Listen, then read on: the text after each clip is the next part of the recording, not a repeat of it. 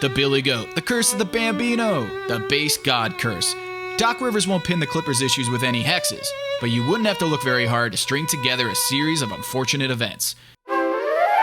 Chris Paul missed 20 games with a separated shoulder. Jared Dudley says he played through a fracture in his left knee all year, and JJ Redick had a bulging disc in his back. Season over, no conference finals. Blake Griffin, staph infection out 15 games. Chris Paul misses 2 playoff games with a bad hammy. Season over, no conference finals. Griffin suffers a left quad injury, then breaks his hand punching a staffer, and then aggravates his quad in the same playoff game that Chris Paul breaks his hand. Season over, no conference finals. With all this, you might say there is a Clippers curse, but Doc Rivers ain't having that. The president of basketball ops and head coach went to billionaire owner Steve Ballmer, and the team finally beefed up its training and sports science staff this summer because, as Doc says, quote, "We were just behind." The Spurs have hired staffers from all over the globe, and following suit, the Clippers hired British strength guru Mark Simpson as their director of performance. They added a director of sports performance psychology and a performance scientist / biomedical analyst.